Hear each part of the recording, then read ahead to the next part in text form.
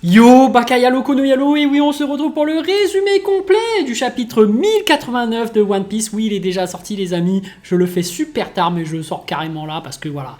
Je suis en avance pour une fois. Je ne vais pas attendre demain en fin de soirée ou je sais pas quoi. Là, j'ai vraiment pris de l'avance. J'ai vu l'agent secret des États-Unis d'Amérique du Nord qui toque à la porte. Il fait Hé, sur Bleach MX, j'ai mis le résumé complet. Réveille-toi et tout. Je fais bon, allez, vas-y. Je vais me réveiller, je vais le regarder. On va le regarder tous ensemble, voilà, tout simplement. Puis on va déguster. Allez, let's go, c'est parti les amis, hop. Résumé chapitre One Piece 1089, l'incident des assiégés. Donc en couverture, une vache serveur debout sur des jambes apporte une lettre d'amour à Nami venant de Sanji, qui est caché dehors. Quoi? C'est quoi ça? C'est quoi cette page cover? Bref. Le chapitre débute dans le village de Fushia. Hopslap lit les informations à propos de Garp dans les journaux. Il a confiance et dit que Garp ira bien. Le fils de Makino rigole devant la photo de Luffy dans le journal. C'est une photo normale de Luffy, pas en Gear 5. Makino parle à son fils. C'est peut-être ce fils de Makino qui sera la relève. Comme je le disais, nous sommes dans un cycle. Le One Piece, c'est forcément le chapeau de paille qui représente forcément le rêve de faire le tour du monde. Moi, je le répète tout le temps, hein, le voyage, l'aventure. Et finalement, c'est transmis de Roger à Shanks à Luffy. Donc je pense qu'il y aura un cycle, ça va continuer à se transmettre de génération en génération parce qu'on ne peut pas empêcher les gens de rêver, de voyager, d'aller chercher le trésor. C'est ça ce que veut nous transmettre Oda à mon sens. Bon, enfin bref, ça c'est une interprétation de ma part. En plus, c'est une théorie, ça se trouve, le One Piece c'est totalement différent. Ce n'est pas le chapeau de paille, mais je le répète à chaque fois. Parce que tu vas dire, non, tu l'as jamais dit. Mais si, je le dis tout le temps. Mais si. Makino qui dit, tu vas grandir comme Luffy Oni-chan, pas vrai? On passe au Mont Corvo, le youtubeur, la base de la famille Dadan. On voit la réaction de Dadan aux informations dans le journal. Elle demande en pleurs ce que Garp et Luffy font. Soudain, attendez, avant ça, Auchan, oui, n'hésitez pas à aller dans le supermarché. Ah, je rigole. Soudain, un énorme tremblement de terre débute. Cela se passe 6 jours après que le royaume de Lulusia a été détruit. Il y a un énorme trou au milieu de la mer, à l'endroit où se trouvait l'île, tout comme le trou en dessous d'Enies Lobby. Oh, est-ce que les deux villes vont se rejoindre? Est-ce que finalement le One Piece ne serait pas sous Enies Lobby?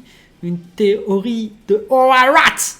Peut-être que Oharat a raison depuis le début. Parce que peut-être que moi je dis que c'est le chapeau de paille et tout, mais peut-être que c'est Oharat qui a raison. Il va dire, regardez sous Enies Lobby. Enfin bref. On passe aux réactions des gens tout autour du monde qui ressentent le tremblement de terre. On peut voir Momonosuke à Wano Kuni. Ah ouais, Momonosuke, ben oui.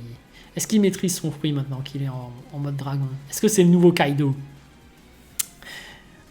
Uolisia à Kanokuni, ils se sont trompés, hein, Wano Kuni je pense. Iceberg à Water 7.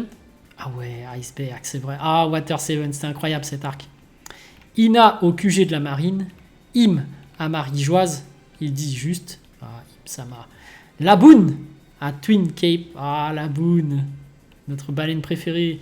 Laboon d'Itish d'ailleurs. Ça fait longtemps que j'ai pas de nouvelles de lui. C'est clair. Avant, il était quand même sur YouTube. Il était modérateur chez DB Times.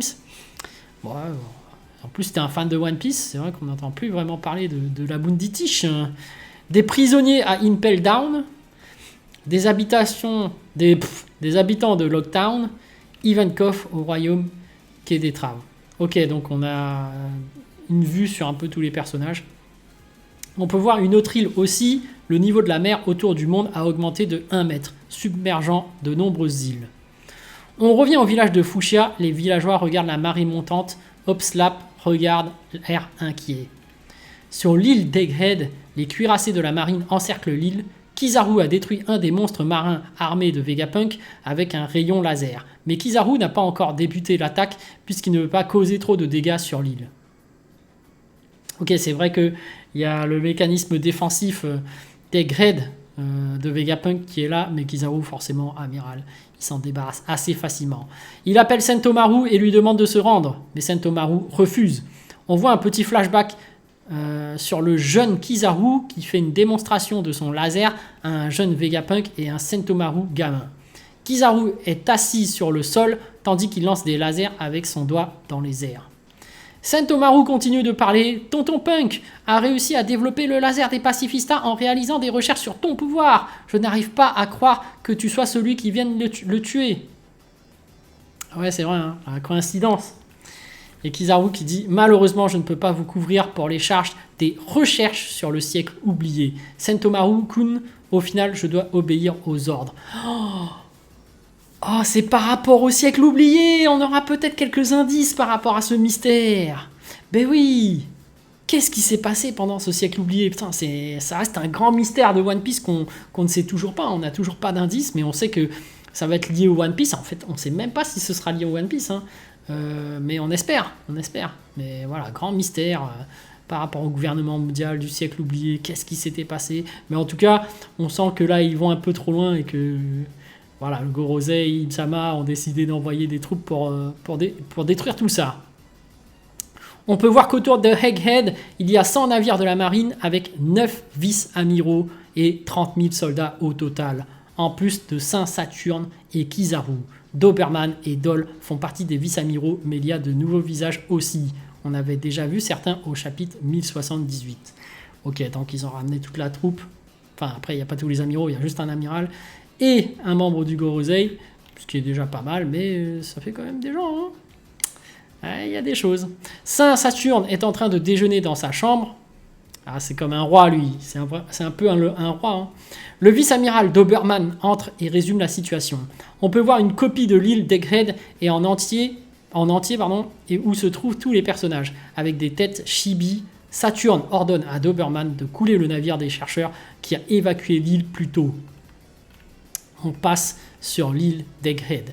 York appelle Marie-Joise, se plaignant du fait qu'ils ont tenté de la tuer avec les autres Vegapunk. Le Gorosei répond qu'il ne voit pas de différence entre elle et les autres Vegapunk. Cependant, après l'incident de Lulusia, ils ont une nouvelle idée et qu'ils devraient garder York pour les aider à fabriquer plus de Mother Flame. Oh non, c'est pas possible.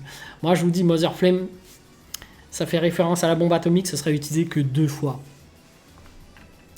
Il est révélé que c'est York qui a envoyé l'arme Mother Flame au Gorosei. La plante utilisée pour l'alimenter se trouve sur Egghead aussi. Je me suis trompé, c'est juste une plante, la source d'énergie. Bon, bah voilà, je me suis trompé. Hein. Moi, je pensais à la formule E égale MC2. Voilà, c'est juste une plante apparemment. Okay, hein. York fait promettre au Gorosei de ne pas lui faire de mal ou au laboratoire de recherche et de faire d'elle une Tenryobito. Le Gorosei accepte, on voit que Saturne et Kizaru écoutent aussi la conversation. La dernière double page du chapitre, cependant, on voit que York passe l'appel en pleurs avec le sabre de Zoro sous la gorge. Usopp est celui qui tient le Denden Mushi. York finit la conversation et crie à l'aide. York dit « Sauvez-moi de Luffy !» Okay. Le Gorosei, Saturne et Kizaru sont choqués, puisqu'ils pensaient que York avait réussi à vaincre tout le monde avec l'aide des séraphins avant d'appeler Marie-Joise. Ah ouais, c'était pas suffisant hein, d'utiliser les séraphins. On peut voir le reste de l'équipage des chapeaux de paille, Bonnet, Lucci et le vrai Vegapunk qui avait déjà fait ses bagages manger tranquillement derrière York, Zoro et Usopp. Nami qui dit j'ai compris toute la situation maintenant. Et Vegapunk qui dit alors c'est de ça dont il s'agit. Bonnet qui dit c'est vraiment un incident d'assiégé. Et Luffy qui dit j'ai pas vraiment pigé, mais on a juste qu'à l'utiliser comme un bouclier pour s'échapper, pas vrai? Et après, fin. Le chapitre 1090 est officiellement reporté au Japon pour les vacances de l'Obon, mais il sortira peut-être en avance dès la semaine prochaine. Mais ensuite, il y aura donc une pause de 2 semaines pour le 1091. Et les amis, voilà, c'était le résumé complet du chapitre 1089. Voilà. Bon, bah, j'attends de voir le chapitre, mais il est quand même moins intéressant. Il se passe beaucoup moins de choses. Ça se met en place. L'arrivée de Saturne, qui essaie d'encercler l'île et tout. Bon, bah, voilà, on a pas mal de petits détails sur ce qui se passe un peu autour par rapport à l'annonce de la mort de Garp. Intéressant hein, de voir le fils de Mokino, là. Mais bref, voilà. Sur ce, je vous dis donc à plus dans le bus, ou plutôt à plus tard dans le car, ou plutôt à bientôt dans le bateau.